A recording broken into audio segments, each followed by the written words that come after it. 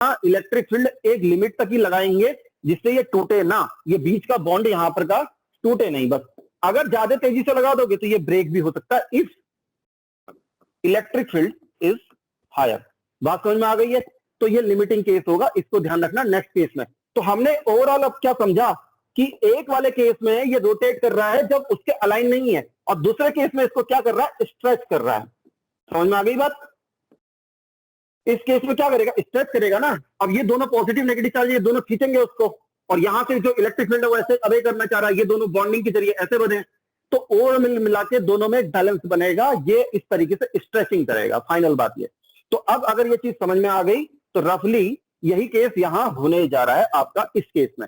तो क्या है कि ये कोई कंपाउंड के जो भी ले रखा है इंसुलेटर है, इंसुलेटर में जो मॉलिक्यूल्स है वो आपके नॉन पोलर नेचर का है, मतलब वहीं पर ही चार्ज सारा है, ये समझ लो जीरो है, तो जीरो को पॉजिटिव नेगेटिव कर सकते हैं। अब इस पॉजिटिव पे होगा क्या, इलेक्ट्रिक फील्ड की वजह से इस पे लगने वाला फोर्स कहां को लगेगा, इधर पे, और इस पे नेगेटिव पे लगने वाला फोर्स कहां को लगेगा, इधर पे। बात समझ में आ गई होगी? ठीक है, तो अब इनका क्या हो जाना चाहिए, ओरिएंटेशन।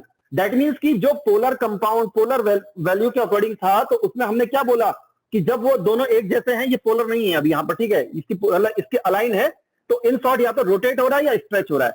तो अब क्या होगा कि यहां पर वाले केस में मॉलिक्यूल जो ये नॉन पोलर कंपाउंड है उसका मॉलिक्यूल क्या करेगा, स्ट्रेच मारेगा, तो पॉजिटिव वाला दूसरी तरफ भागेगा और दूसरा वाला अलग की तरफ को। ठीक है, तो मैं एक इलेक्ट्रिक फील्ड जस्ट एक जनरलाइजेशन की सेंस में इलेक्ट्रिक फील्ड यहां को कर दे रहा हूं, और चलो एक ही कलर करते हैं यार, चले बार बार हो जाएगा।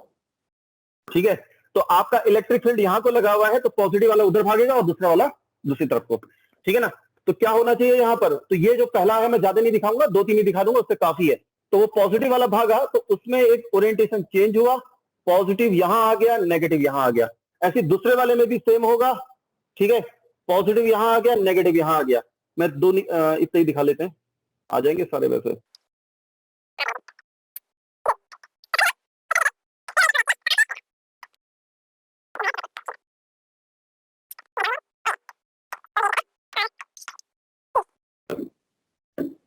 ठीक है ना, तो हमारा ये एक जो इंसुलेटर था उसमें क्या हो गया, ओरिएंटेशन हो गया है। ठीक है, ड्यू टू किसकी वजह से हुआ है, स्ट्रेचिंग की वजह से। ठीक है ना, तो मॉलिक्यूल क्या हो गया है, स्ट्रेच हो चुका है। ठीक, स्ट्रेचिंग यहां हुई। अब यहां पर वाले केस में क्या है, इस वाले केस में फिर वही बात आएगी, इलेक्ट्रिक फील्ड आपका अवेलेबल है, ये इलेक्ट्रिक फील्ड अवेलेबल है, इस पे लगेगा कहां को, इधर को फोर्स, और इस पे लगेगा कहां, अपोजिट डायरेक्शन में, तो इसको क्या करेगा, रीओरिएंट करेगा। ठीक है ना, तो इसमें इसका रीओरिएंटेशन हो जाएगा, तो इसको रीओरिएंट करेगा। तो कहने का मतलब है कि हमने जब कभी इलेक्ट्रिक फील्ड के अगोंग देखा था, तो चार्ज जो पोलर है वो ओरिएंट होता है या रोटेट होता है, एक ही बात है। ठीक है, रीओरिएंट होगा, और दूसरे केस में क्या होगा, स्ट्रेच होगा। तो ये दोनों चीजें आपने ध्यान रख लेनी है। अब ये केस हो गया, तो इसके बेसिस पे जो पूरा का पूरा आपका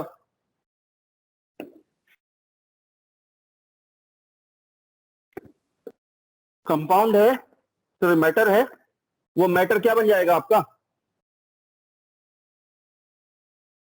ठीक है, तो वो सबके सब क्या हो जाएंगे, अलाइन हो जाएंगे, ऐसे सबके सब। अभी तक अलाइन नहीं थे, ये ध्यान रखना, मैंने इन सब में इनका डाइपोल जो है ना वो अलग अलग किया है। इसका डाइपोल कहाँ है, ऐसे, इसका डाइपोल कहाँ है, ऐसे, इसका डाइपोल कहाँ है, ऐसे, ये रैंडम होंगे अंदर। ठीक है, इसका डाइपोल कहाँ है, ऐसे, तो वो सारे के सारे डाइपोल अब एक तरफ को बन जाएंगे। तो यहां पर आएगा नेगेटिव, यहां पर आएगा पॉजिटिव, यहां पर आएगा नेगेटिव, यहां पर आएगा पॉजिटिव, यहां पर आएगा नेगेटिव, यहां पर आएगा पॉजिटिव। अब मैंने क्या करा है, इलेक्ट्रिक फील्ड को उतना ही लगाया, बहुत ज्यादा नहीं लगाया, ज्यादा लगाऊंगा तो टूटने वाला है, बस ये नहीं करना है हमने। तो ध्यान रखना, कोई भी चीज आपने सुना होगा, ना तो कोई फुली कंडक्टर होती है, ना कोई फुली इंसुलेटर होती है। दैट मीन्स कि इसको अगर हम क्या हो रहा है भाई, कुछ आवाज नहीं आ रही क्या, हेलो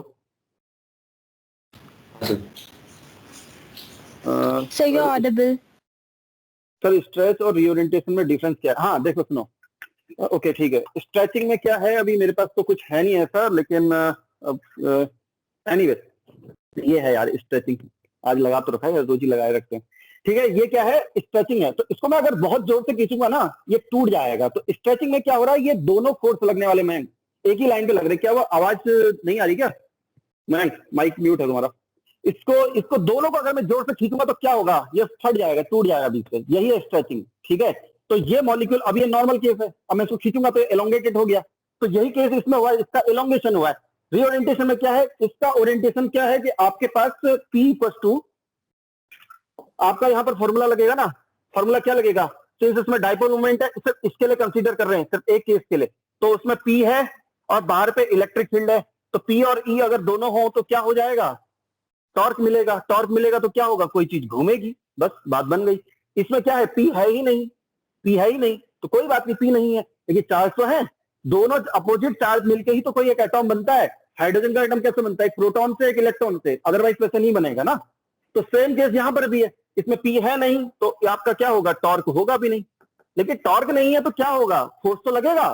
तो इससे पहले हमने दो चीजें डिस्कस करी थी, किसी भी चार्ज पार्टिकल पे या तो फोर्स लगेगा या समथिंग कुछ और होगा, टॉर्क होगा। ठीक है, तो वही केस है स्ट्रेचिंग और रीओरिएंटिंग का मतलब, रीओरिएंट का मतलब है ये जो मॉलिक्यूल था वो इस ओर था, डाइपोल है, इलेक्ट्रिक फील्ड में रखा है, तो सेम कंडीशन क्या थी कि ये अलोंग द फील्ड क्या होना चाहेगा, ये घूमना चाहेगा। अब ये मैंने एक सिंगल स्ट्रोक में नहीं बना रखा है, तो वो ये अलग जाएगा, ये अलग जाएगा, अदरवाइज समझना चाहते हो तो जस्ट यही है कि आपने कोई, ठीक है, ये कुछ ऐसे यहां पर से ऐसे घूमेगा, जब तक ये इधर पे रखा है फील्ड के अनलॉन्ग, तो उसके बाद वो यहां से क्या हो जाएगा, ऐसे हो जाएगा, बस इतना ही काम है। ठीक है, तो यही चीज होनी है, और नॉर्मल सा केस है। तो ये बाकी मैंने पेडीज वाला केस बताया था, वो यही केस है। अब इलेक्ट्रिक फील्ड एक तरफ को है, जस्ट अपोजिट करोगे तो फिर वो इलेक्ट्रिक फील्ड इस तरफ होगा, दूसरी बार इलेक्ट्रिक फील्ड इधर को कर दिया तो फिर इधर को होगा।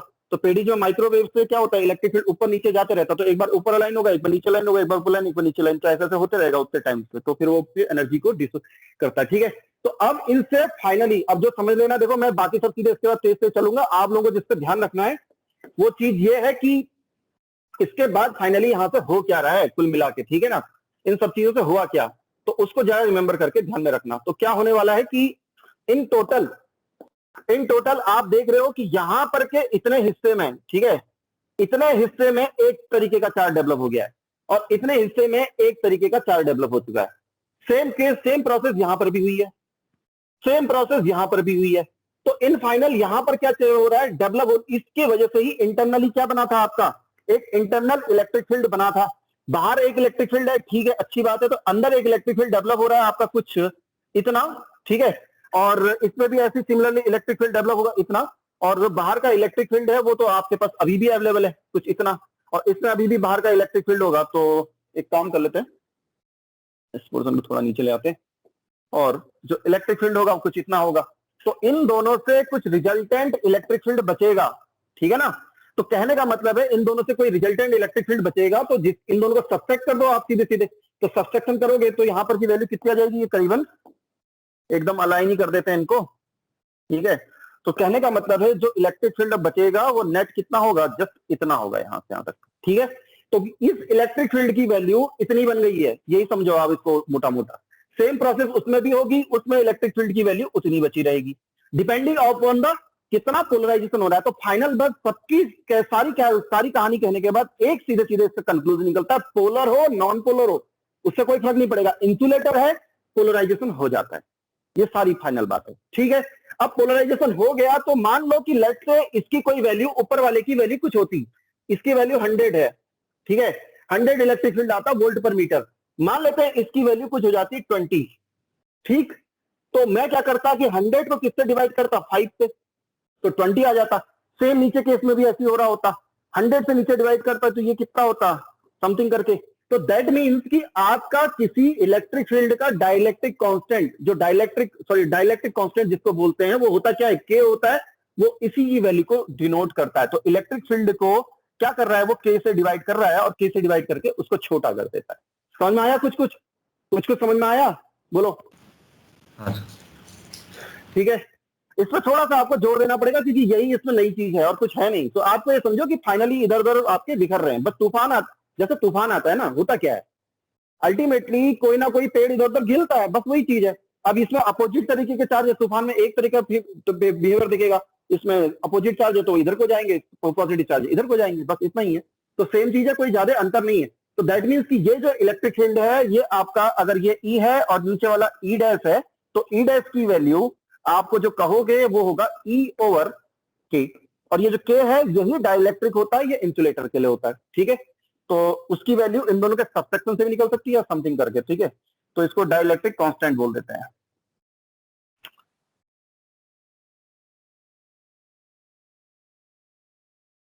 अभी मैं आगे बताऊंगा ही, बस जब जैसे वहां पर कनेक्शन फटाफट बनने के लिए इसको जरा समझ लेना। तो अब ये जब फाइनली सब बन गए हैं, तो आप इतना जान पाए हो कि जैसे हमने कहीं पर इलेक्ट्रिक फील्ड लगाया था, ठीक है, इलेक्ट्रिक फील्ड यूं लगाया था, इलेक्ट्रिक फील्ड यूं लगाया था, इलेक्ट्रिक फील्ड यूं लगाया था, इसके बीच में हमने जो इंसुलेटर को भरा था, उस इंसुलेटर का फाइनल जो नेचर है वो हमने किस तरीके का मिला हमको। मान लो कि ये इलेक्ट्रिक फील्ड लगाया होगा, और इलेक्ट्रिक फील्ड लगाने के बाद